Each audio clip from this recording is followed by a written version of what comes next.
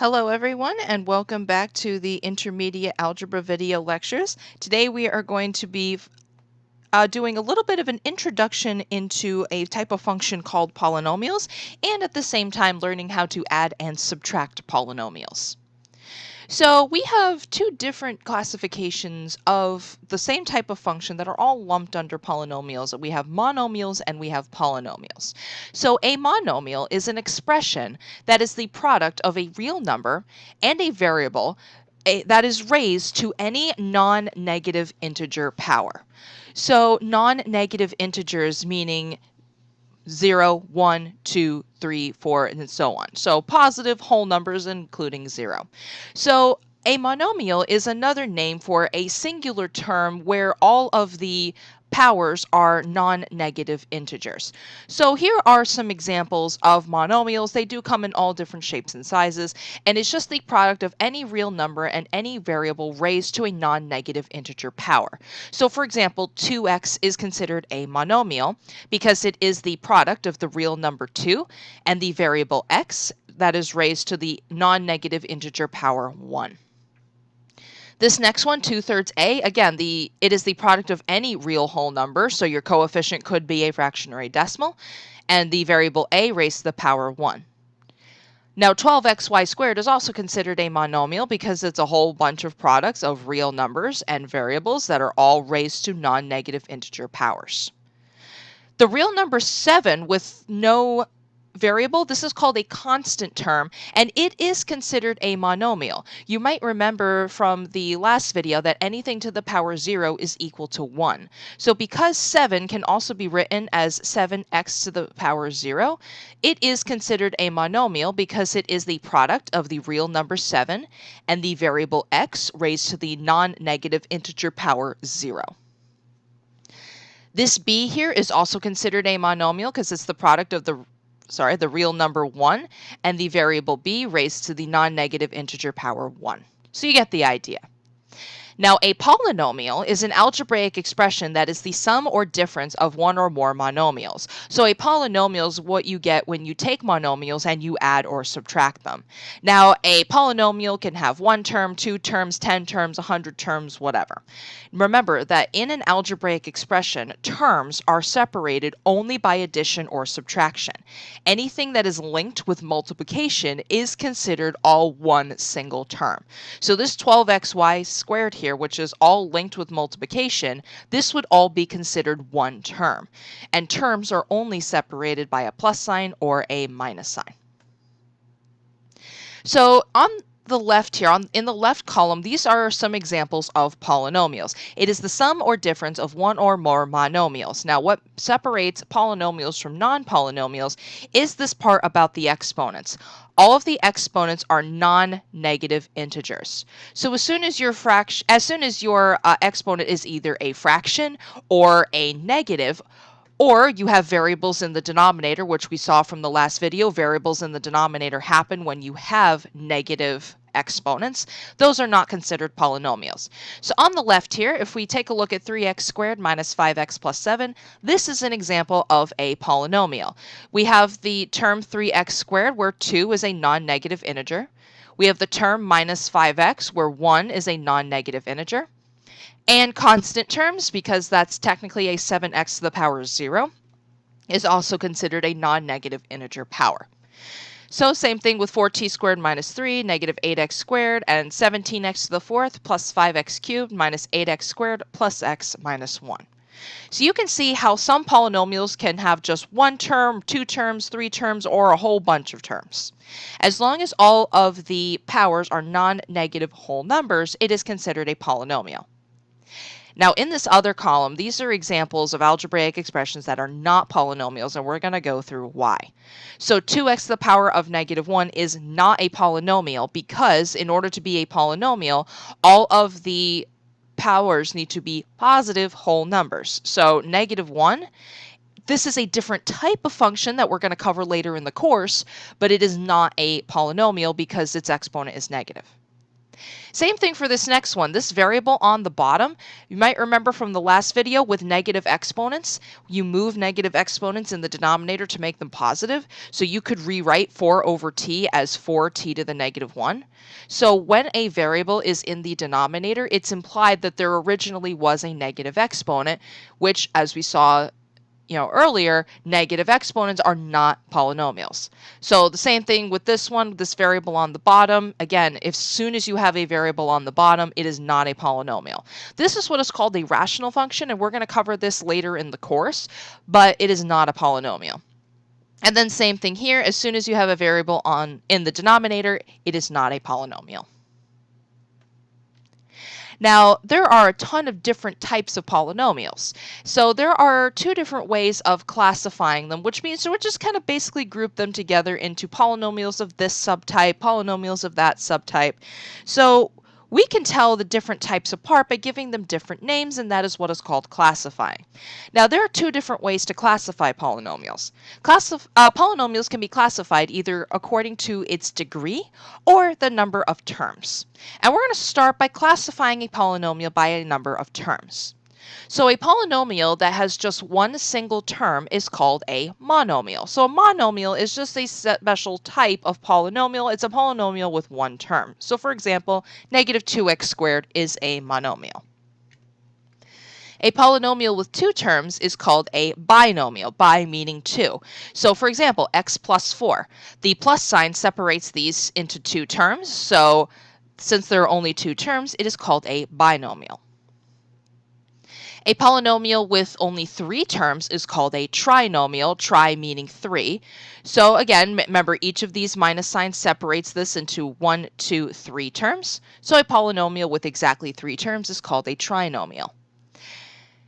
Now, these are the most common types of polynomials that are classified in this manner. Really, when you have a polynomial that's past 4 terms, we really stop using this method. So we really only use this method for monomials, binomials, and trinomials.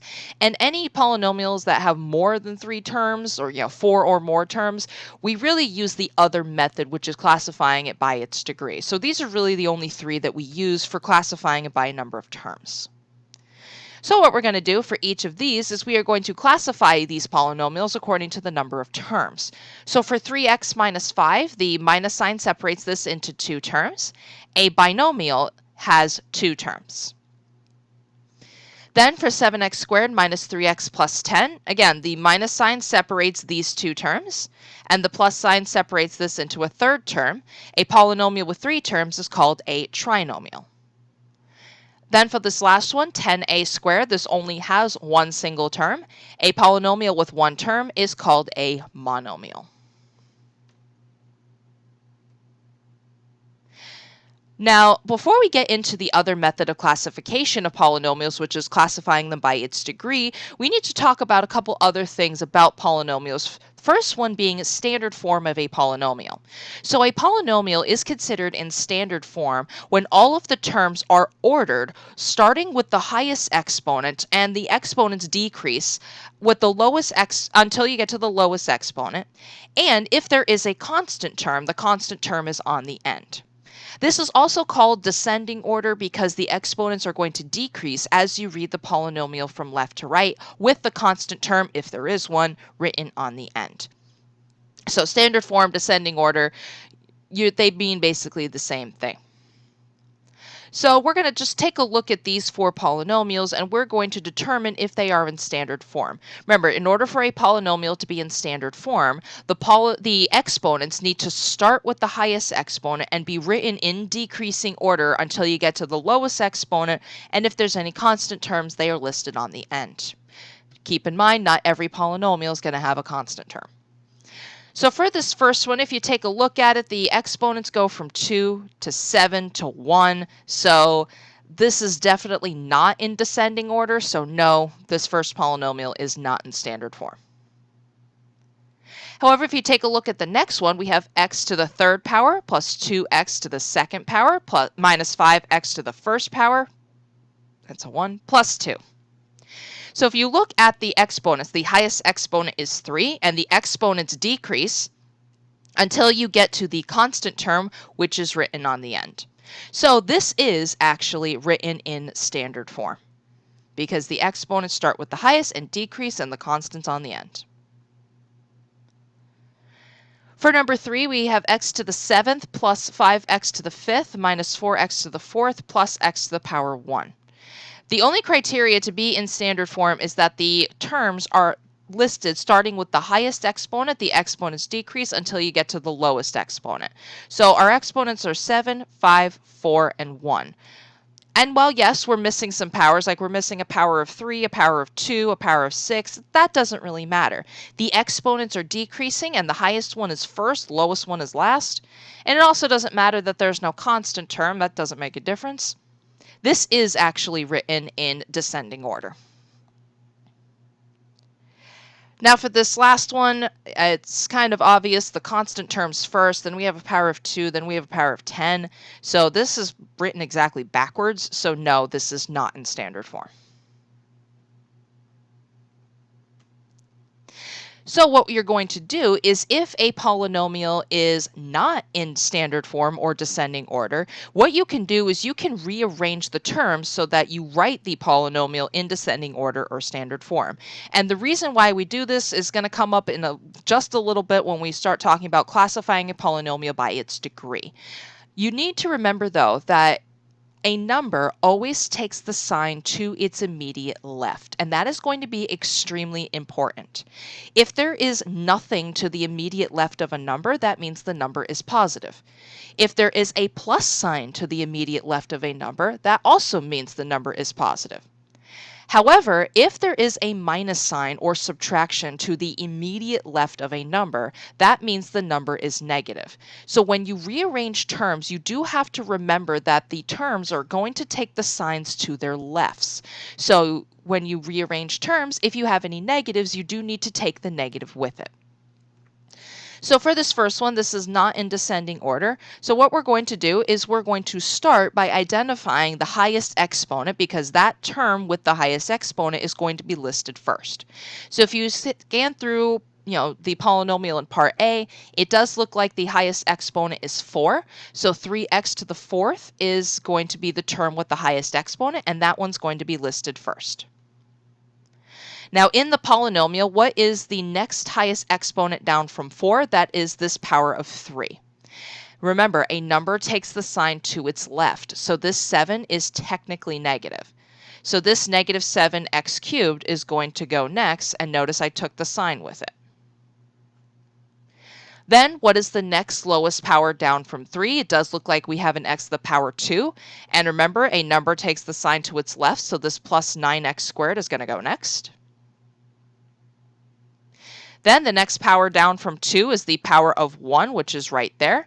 So this plus x is going to go next. And then the constant with no variable should always be listed last. So this is what the polynomial now looks like when you rearrange the terms to write them in standard form. So I want you guys to try it for yourself. I want you guys to take the polynomial in part B and rearrange the terms so that they are in descending order or standard form. So go ahead and pause the video and then resume when you are done working and ready to check your answer.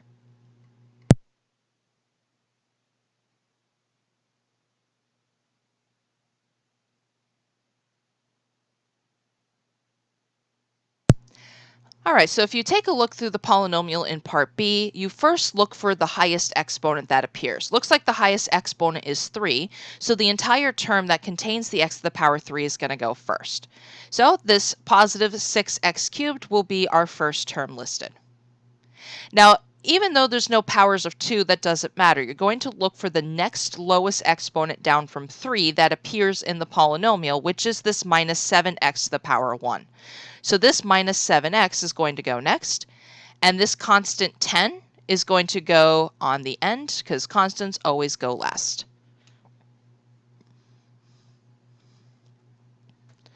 Now, when your polynomial is in standard form, that first term that contains the highest exponent is going to help you classify the polynomial by its degree. So classifying polynomials by their degrees is the most common way of classifying polynomials. So a polynomial's degree is the highest exponent that appears in the polynomial.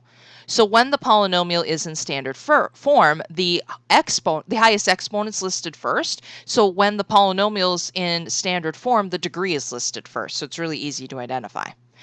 So that's how we classify it. So if your highest exponent is 3, it is going to be a polynomial of degree 3. If your highest exponent is 1, it's a polynomial of degree 1.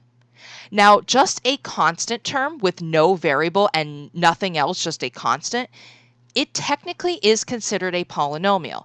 So a constant that is considered a polynomial of degree 0. So that polynomial 7 that we saw earlier that didn't have a variable is technically a polynomial of degree 0 because x to the power 0 is equal to 1. So constants are polynomials of degree 0. Those linear functions that you learned back in, either intro algebra or your previous math courses, linear functions like this are considered polynomials. They are polynomials of degree 1 because the highest and only exponent is 1. So what we're going to do for each of these is we're going to identify the degree of each polynomial. Now, it really doesn't matter if the polynomial is in standard form for this. Writing it in standard form just makes it easier to quickly identify the degree because it's the first exponent, the highest exponent. But in general, the degree of a polynomial is the highest exponent that appears in that polynomial. So looking at part A, we have negative 20x cubed. So the highest and only exponent is 3. So this is a polynomial of degree 3. For part B, for 5 plus x, the highest and only exponent on the variable is an exponent of 1. So this is a polynomial. Let's try that again. I'm sorry, my stylus glitches and I don't know why. It is a polynomial of degree 1. For part C, we have negative 7x squared plus 3x plus 10.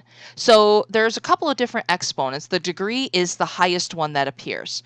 So the highest exponent that appears is 2. So this is a polynomial of degree 2. And then for this last one, negative 36. Remember, this is a constant with no variable. Constants with no variables are considered polynomials because you can always assume there's an x to the power 0 here. They are polynomials of degree 0. So negative 36 here is a polynomial of degree 0.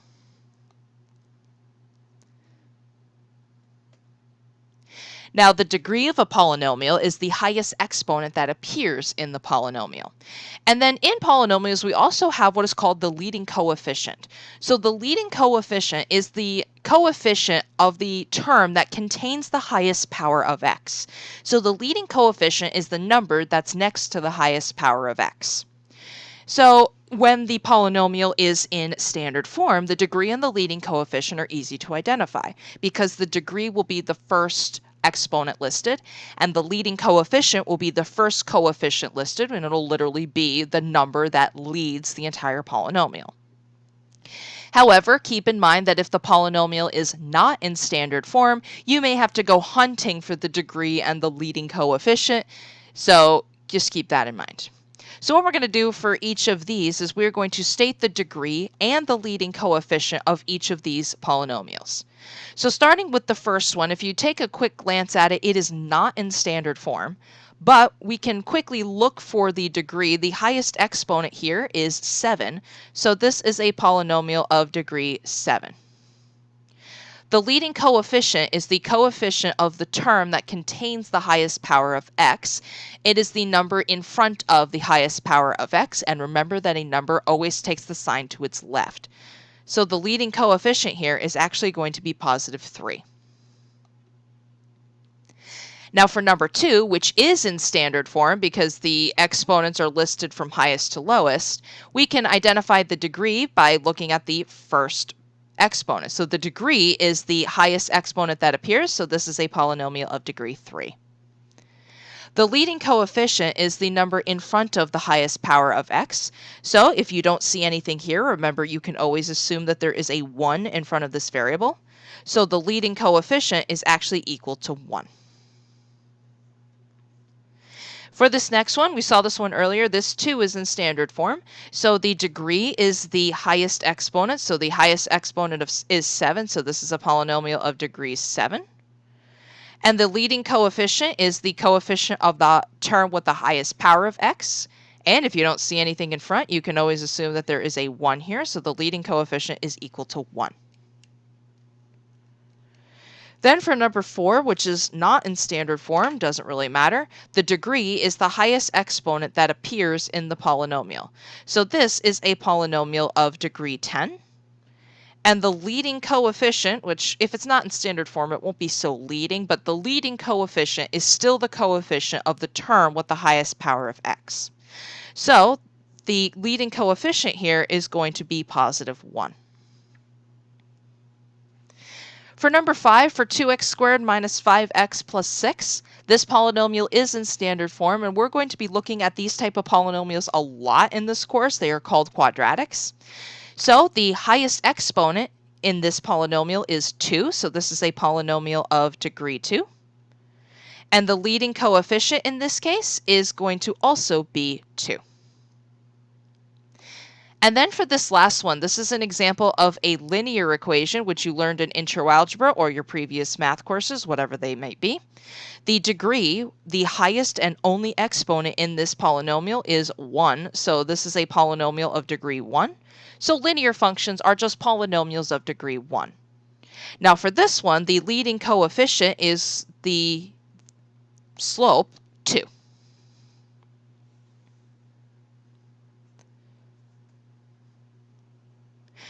Now, when you have, especially when we get into adding polynomials together and subtracting polynomials together, you're going to be doing a lot of what are called combining like terms. So like terms, I mean, I know you've learned this in previous courses, but here's just a recap. Like terms have the same variable to the same power. And I can't emphasize the same power enough, especially in polynomials when you have the same variable to a lot of different powers. Like terms will have the same variable to the same power. So in a polynomial, you can combine like terms that have the same exponent on that same variable. So to combine like terms, all you have to do is add their coefficients. Remember that a number always takes the sign to its left, so you might have to add some negatives. But to combine like terms, you just add their coefficients or you add together the numbers in front. Now, in a polynomial, you can only add or subtract like terms. Also, when you're combining like terms, and I do want you guys to make a note of this, if all you're doing is combining like terms and just adding the coefficients, do not change either the variable or the exponent.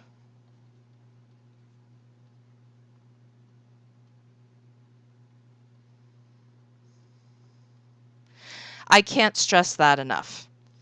In the previous video, you saw that the only time that exponents ever change is when you multiply variables together, when you divide variables, or when you raise variables to other powers. There was not a single exponent rule that dealt with when you were adding together like or unlike terms. So when you're just combining like terms, do not change the exponents. The only time that you're ever going to change an exponent is when you multiply variables together or when you divide variables. So what we're going to do for each of these three is we're going to identify and combine all of the like terms, and at the same time, we're going to make sure that our answer is in descending order. So there's a systematic way to go about this. So for this first polynomial, we're going to just scan through the polynomial and we're going to find the highest exponent first, and then that will be the term that we work with first. So if you scan through this, it does appear that the highest exponent is 5. So I have this 1x to the 5th here.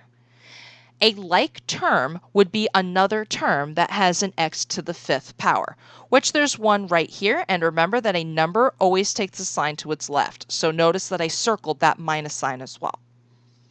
So because these are the same variable to the same power, these are considered like terms. So I'm going to combine these two like terms by just adding their coefficients. So 1 plus -4 will give me -3.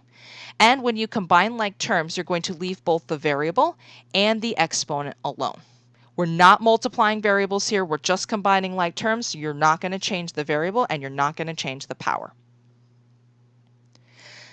And then you're going to scan through the polynomial again, and you're going to look for the next lowest power down from 5. We don't have any fourth power, so it looks like the next lowest power down from 5 is 3.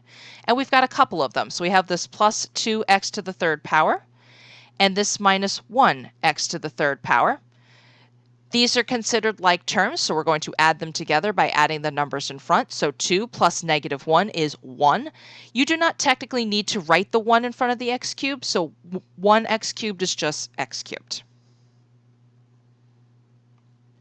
Next lowest power down from 3 is 2, and we have this plus 6x squared. Unfortunately, there are no other terms with a x squared on it, so there's nothing that can combine with this. So you just put the plus 6x squared next.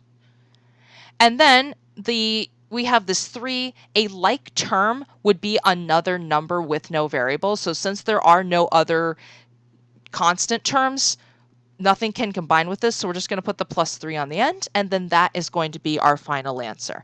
So this is what we get when we combine like terms and write your answer in descending order at the same time. So I actually want you guys to try the next two for yourselves if you haven't already done so. I want you to combine like terms and make sure that your answer is written in descending order. So go ahead and pause the video and then resume when you are done working and ready to check your answer.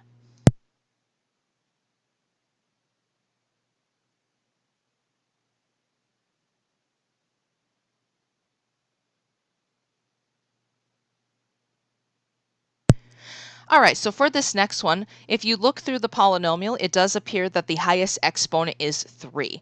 So I have this 4x cubed here. A like term would be another term that has an x to the power 3, which there's one of them right there. So we're going to combine these by adding the numbers in front. So 4 plus positive 1 is 5x cubed. Remember, you do not change the variable and you do not change the power. Next power down from 3 is 2, and I have this minus 2x squared here, and I have this plus 3x squared here. So since these are like terms, I'm going to combine them by adding their coefficients. So negative 2 plus 3 is positive 1x squared, and the 1 is not necessary to write in front. Next power down from 2 is 1, and we've got a couple of terms with an x to the power 1. So I have this plus 1 x to the power 1, and I have this plus 2 x to the power 1. So since these are like terms, I'm going to combine them by adding their coefficients. So 1 plus 2 is positive 3x. And then next and last are the constants with no variable. And there are a couple of them. Constants with no variables are considered like terms to each other. So we're going to just add those together. Negative 10 plus negative 4 is negative 14. So then this is going to be our final answer. And then for the last one, again, we're going to make sure our answer is in descending order. So we're going to look for the highest exponent first. If you scan through this last one, it appears that the highest exponent is 2. And unfortunately, there are no like terms with this because a like term would be another term that has an x squared. Since there are no other terms that have an x squared, I'm just going to list this negative 5x squared first and call it good. Next power down from 2 is 1, and we've got a couple of them. We have this negative 10x plus 2x. So since these are like terms, I'm going to combine them by adding their coefficients. Negative 10 plus 2 is negative 8x. And then for this plus 6, there are no other constants with no variables, so I'm just going to put the plus 6 on the end, and then that will be my final answer. So combining like terms is going to be something that you do pretty much all the time whenever pretty much throughout the rest of this chapter. And you're going to be combining like terms in a lot of the different operations that we're going to do on polynomials. The first one is adding polynomials. So when you add 2 or more polynomials together, all you have to do is combine like terms. And that's it. If you're just adding polynomials together, you just combine like terms. You just need to make sure that your final answer is written in standard form or descending order. So we're going to take these two polynomials and we are going to add them together. Now, if the only thing being multiplied by your parentheses is positive 1, which, there's a positive 1 here, there's a positive 1 here, you don't need to distribute anything. The reason the parentheses are here is to indicate that these are two separate polynomials being added together. So we have the polynomial 8x squared plus 3x plus 4, and we are adding to it the polynomial negative 12x squared plus 7. So when we add these, we're just going to find and combine like terms. So just scan through both polynomials and look for the highest exponent that appears between the two of them. So between the two of them, the highest exponent that appears is an x to the power 2. So I have this 8x squared and I have this negative 12x squared. So I am going to combine them and I'm going to list this term first. So 8 plus negative 12 is negative 4x squared. Next power down from 2 is a power of 1, and we have this plus 3x. And unfortunately, there are no other terms that just have an x to the power 1. So I'm just going to put the plus 3x next. Then for the constants with no variable, we've got a couple of them. We have this plus 4 and the plus 7. These two constants with no variable are considered like terms, so we're just going to add them together. 7 plus 4 is positive 11.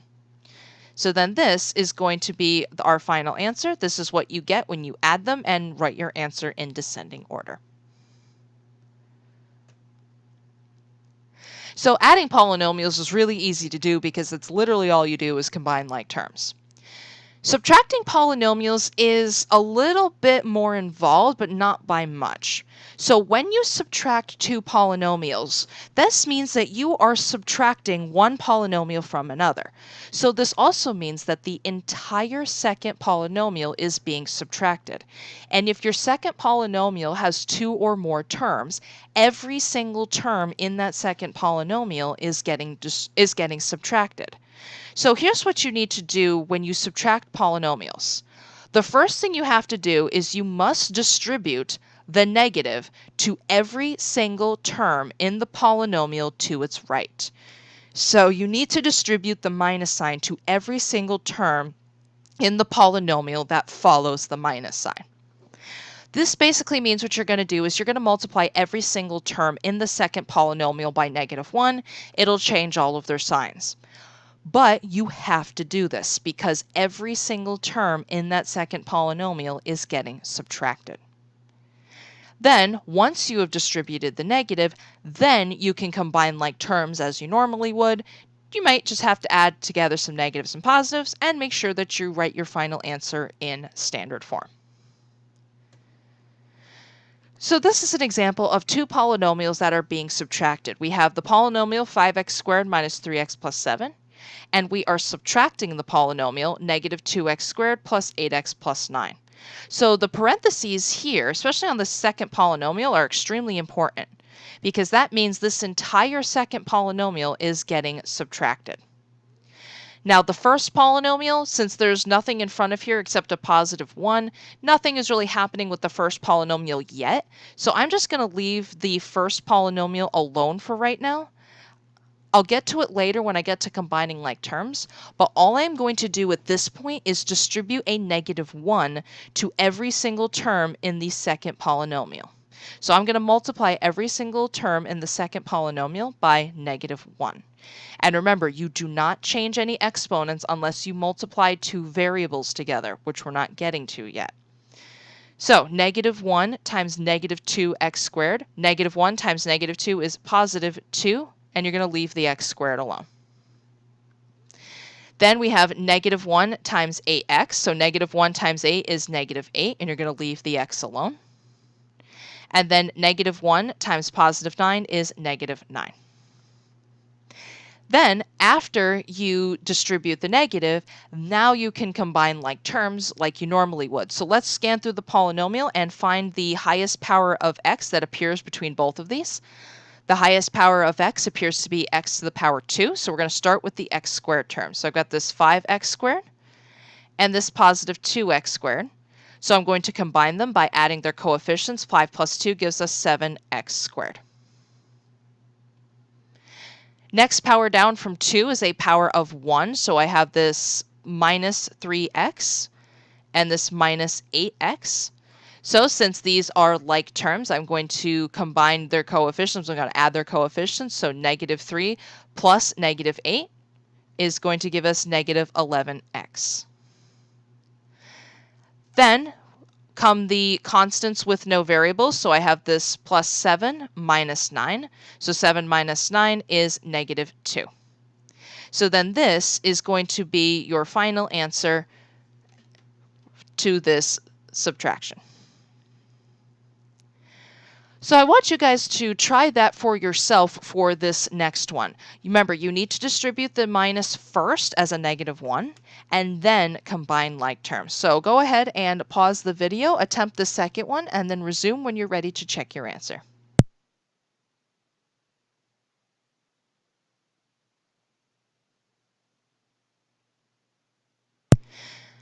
All right, so the first thing we're going to do is we're going to leave the first polynomial alone, 7x squared minus 3x plus 7. And we're going to distribute this minus sign as a -1 to every single term in the second polynomial. Sorry about that. So -1 times 1x squared is -1x squared. Technically, you don't need the 1 there. I am going to leave it there because we're going to be combining like terms in just a minute, so it's not necessary if you have it there or not. Then -1 times 8x is going to give us -8x, and then -1 times -9 will give us +9. Now that you have distributed the minus, then you're going to combine like terms, starting with the highest power of x. So the highest power of x appears to be x squared, so I have this plus 7x squared minus 1x squared. So let's combine them by adding their coefficients. 7 minus 1 is 6, and you're going to leave the x squared alone. Next lowest power down is x to the power 1, so I have this -3x to the power 1 minus 8x to the power 1 gives us -11x. Then the constants with no variable are also like terms, so we have 7 plus 9 gives us +16. And then this is going to be your final answer.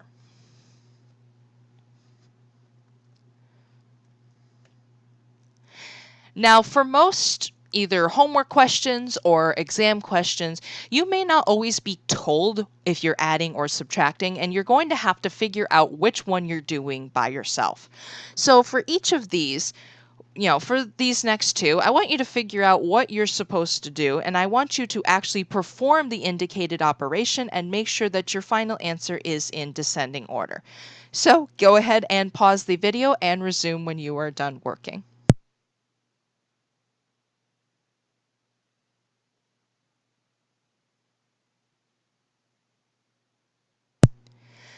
All right, so for this first one, between the two polynomials, we have addition.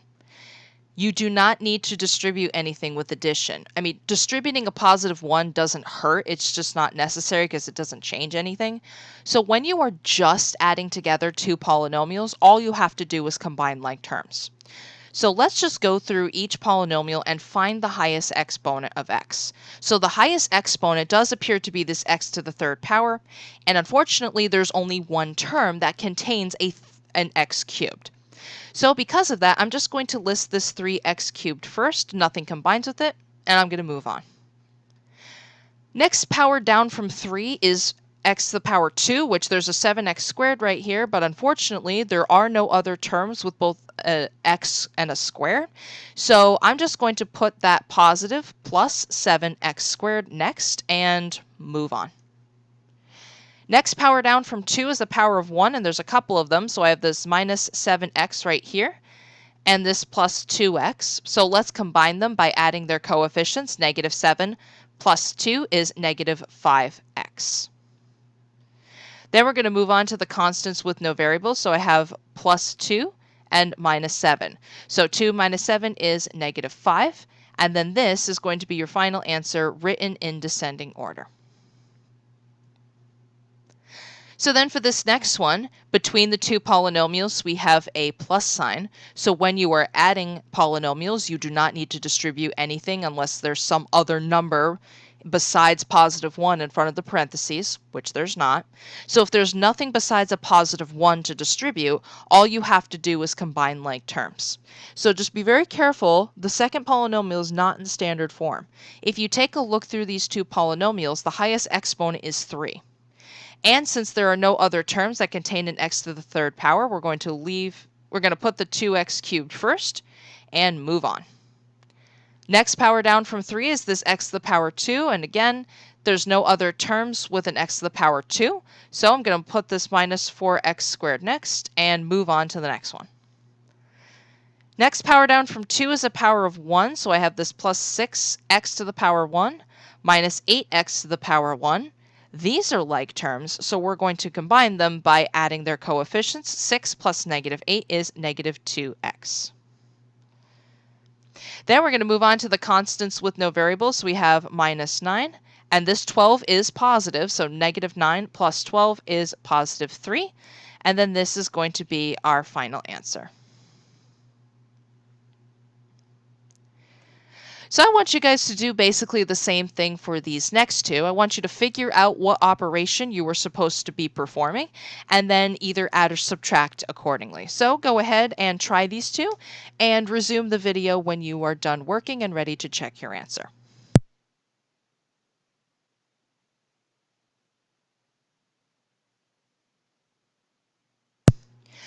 All right, so for this next one, between the two polynomials, we do have a minus sign. So because these two polynomials are being subtracted, you need to distribute that minus sign to every term in the second polynomial first before you combine like terms. So I'm going to leave the entire first polynomial alone since there's nothing to distribute besides a positive 1. But what I am going to do is I am going to distribute the negative 1 to every term in the second polynomial. So negative 1 times 2y cubed is negative 2, and you're going to leave the y cubed alone. Then negative 1 times negative 5 is positive 5, leave the y alone. Then negative 1 times negative 4 is positive 4. Now that you've distributed the negative, now you can combine like terms. Let's start by finding the highest power of y. So the highest power of y appears to be 3. Since there's no other terms with the y cubed, I'm going to list it first, but remember that a number takes the sign to its left, so this is a negative 2y cubed. That'll get listed first. Next power down from 3 is a power of 2, so I have this 4y squared, and there are no other terms that contain a y squared. So next is going to be a plus, since it's positive, for y squared, and then we're going to move on. Next power down from 2 is a power of 1, so I have this negative 6y to the power 1 minus 5y to the power 1. So I'm going to combine them by adding their coefficients. Negative 6 plus 5 is negative 1y. You don't technically need the 1, but you do need the minus sign in front, so negative 1y can just be written as minus y.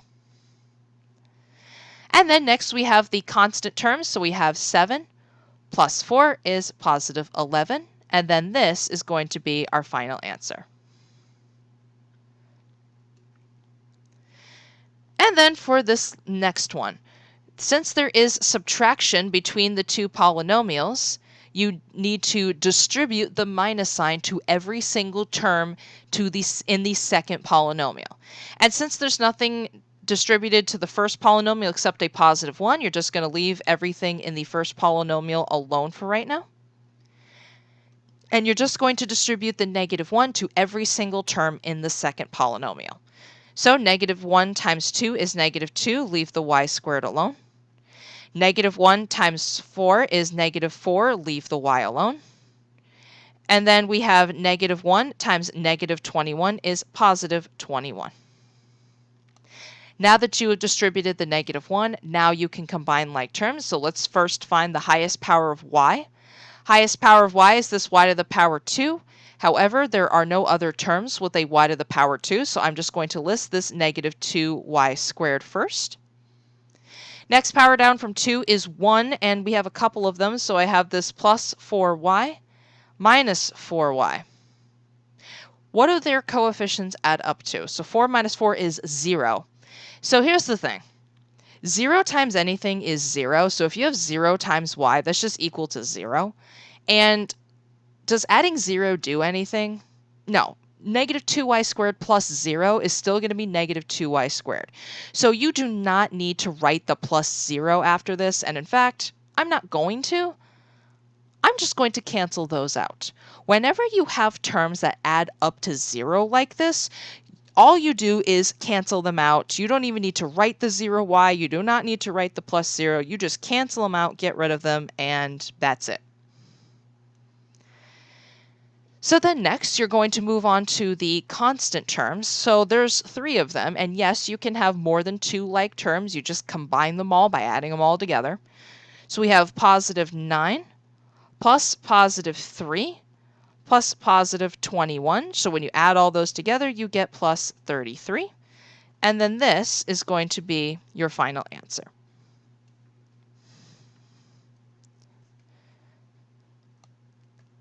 So that is it for adding and subtracting polynomials. We are not done with polynomials yet. The next sections in this chapter are going to be dealing with multiplying polynomials and dividing polynomials. So thank you all very much for watching, and I will see you guys in the next video. Bye-bye.